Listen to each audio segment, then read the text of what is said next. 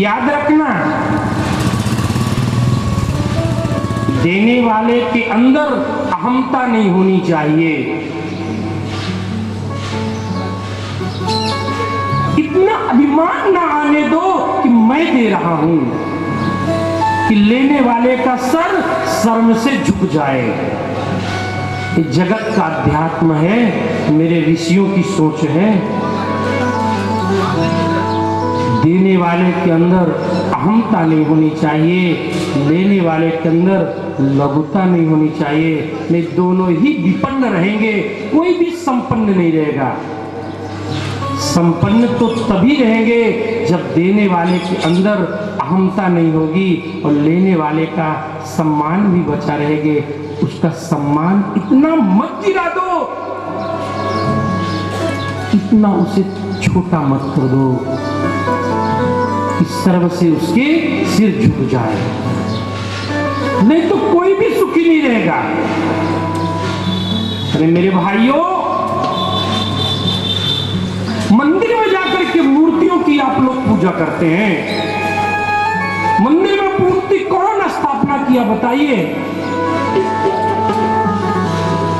मंदिर में मूर्ति की स्थापना कौन करता है? आप में से, हम में से ही ना मूर्ति की स्थापना करते हैं। जीती जागती मूर्ति की सेवा करो मेरे भाइयों, जीती जागती मूर्ति की सेवा करो। तभी तो बाबा ने कह दिया, सिया राम मैं सब जग जानी, करहु प्रणाम जोर जुगवानी। ये सारे जगत को सिया राम में जानो, क्योंकि जिस दिन राम निकल जाएगा उस दिन ये शरीर को कोई पूछने वाला नहीं रहेगा। मूर्तियों की प्राण प्रतिष्ठा तो हम में से, आप में से कोई करता है। इस मूर्ति में बताओ कौन प्राण प्रतिष्ठा डाला है? श्री राधे बोलना पड़ेगा। आप सबके अंदर जो मूर्ति है, जो जीती जागती मूर्ति है, उसमें तो मेरे गोविंद ने प्राण प्रतिष्ठा डाला है। उस मूर्ति का अपमान करोगे और मंदिर में बैठी मूर्ति का सम्मान करोगे तो आपकी पूजा सफल होने वाली नहीं है। ध्यान देना, जगत का अध्यात्म है, ऋषियों की सोच है। इसलिए देनहार को और है, देनहार को और है, भेजत है दिन रैन। लोग भरम मुंह पे करे, याते नीचे नैन।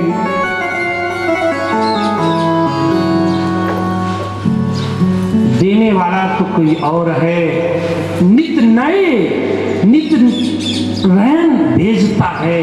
इसलिए जो देता है उसके नीचे नैन होते हैं। ये तो किसी का दिया हुआ वस्तु को मैं दे रहा हूं, उसमें मेरा क्या प्रभाव?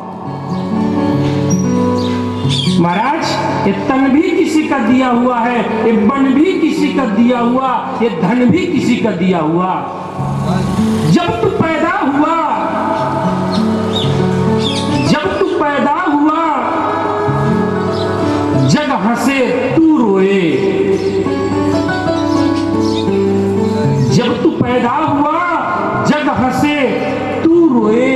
ऐसी करनी कर चल रे बंदे, तू हंसे जग रोए, तू हंसे जग रोए।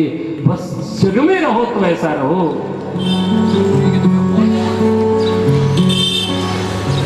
ऐसे कर्म करो कि हंसते हुए इस भाव सागर से पार हो जाओ। ये अंधकूप कहा गया है। अभी मैं कथा में प्रवेश करूंगा। ये जो संसार है ना महाराज, ये अंधकूप है। एक होता कूप, एक होता अंधकूप। कुआं मतलब पनघट। दो घट होते हैं, एक मरघट होता है, एक पनघट होता है।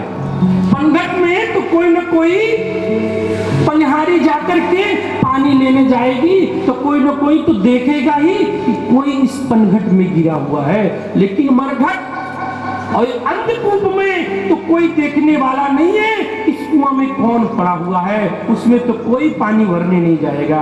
महाराज संतों की खोज है कि ये तो अंधकूप है। इस अंधकूप से बचने के लिए, इस अंधकूप से प्राणी कैसे बचे, श्री सुखदेव जी महाराज जी कभी आगमन होगा, उन्होंने इस भागवत की कथा राजा परीक्षित को सुनाई है। इस भाव सागर से, इस अंधकूप से जीव कैसे निकले।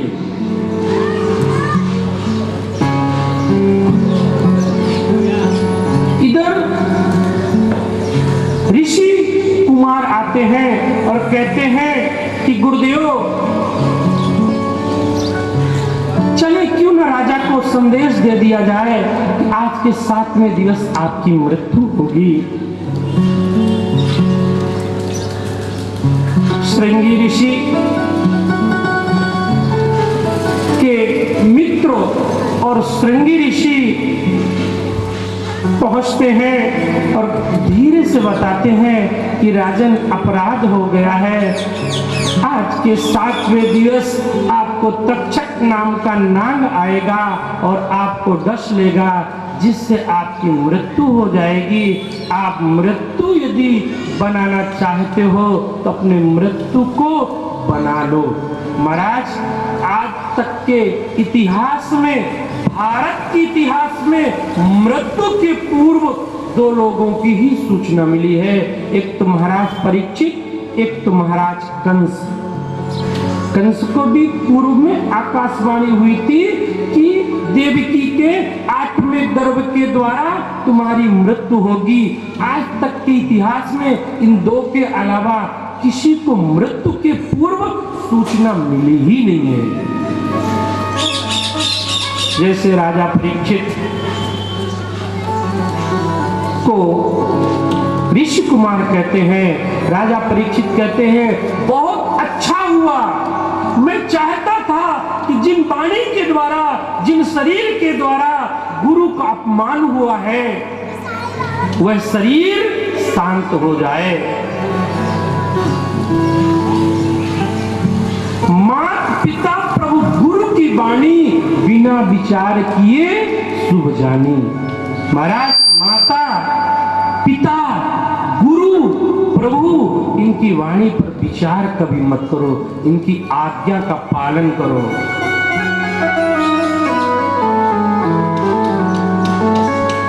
माता पिता गुरु प्रभु की वाणी बिना विचार किए शुभ जानी। राम सिया राम सिया राम जय जय राम। राम सिया राम जय जय राम। इनकी वाणी पर कभी भी विचार मत करो मेरे भाइयों, कभी भी आपका कल्याण ही होने वाला है, अकल्याण कभी हो ही नहीं सकता। राजा परीक्षित अपने पुत्र जन्मेजय को बुलाते हैं और कहते हैं बेटा आज से यह राजगद्दी संभालो। चरणामृत लेते हैं और चरणामृत लेकर के भगवान को प्रणाम करके, इतना बड़ा चक्रवर्ती राजा, सोच लो अखंड भूमंडल में जिसका राज है वह चक्रवर्ती राजा मृमाणस किम करवाम्य हम। मरणासन्न प्राणी को क्या करना चाहिए, खोज कर रहा है, जगह जगह भटक रहा है। महाराज कोई तो बता दो।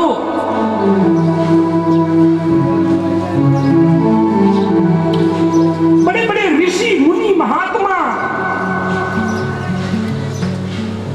गंगा के किनारे समाधि लगाए आसन में लीन बैठे हैं, पर किसी में वह सामर्थ्यता नहीं है कि राजा परीक्षित का गुरु बन सके कोई। महाराज गुरु का संबंध कई जन्मों से होता है।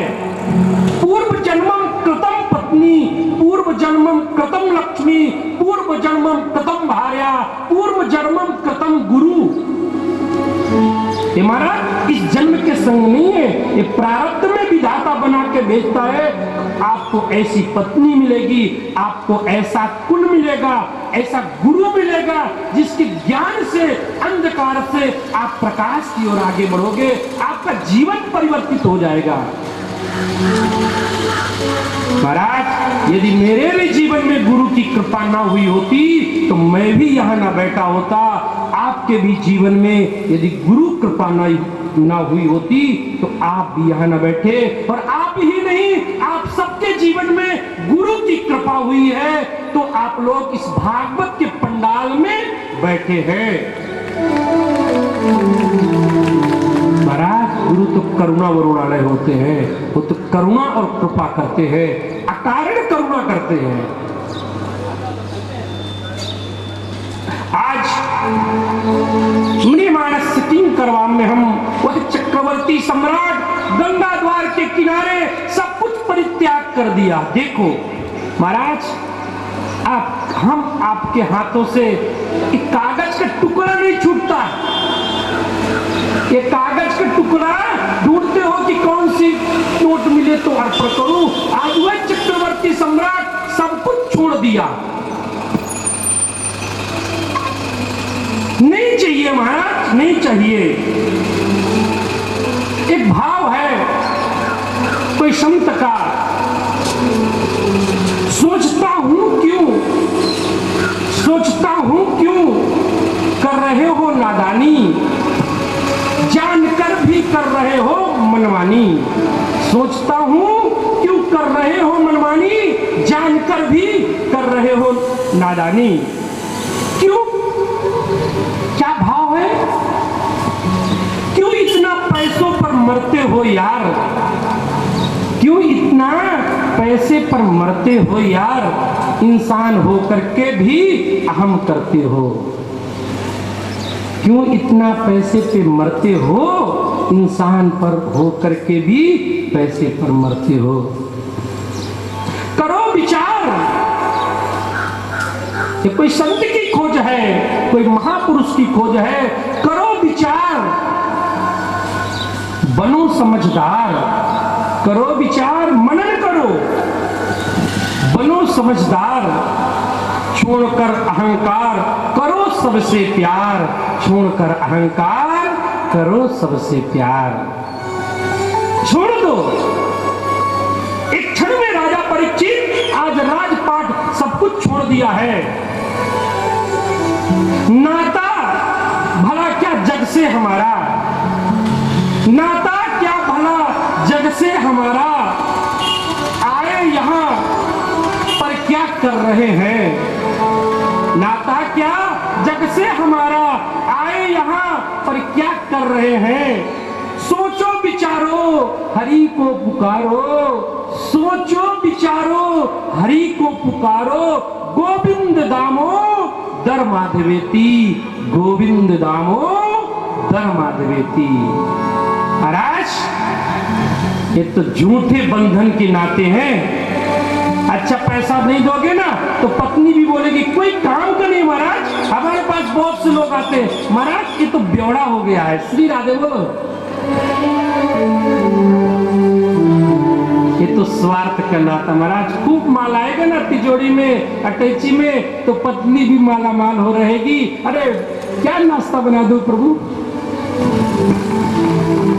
श्री राधे, मुंह में पानी तो नहीं आया? नाश्ता तो सब करके आए। क्यों प्रभु जी? करके आए ना। इस स्वार्थ का बंधन है बहन। यहाँ सुख नहीं है, एक बात जान लो, ये दुखालय है। हम खोज करते हैं लेकिन सुख तो है ही नहीं।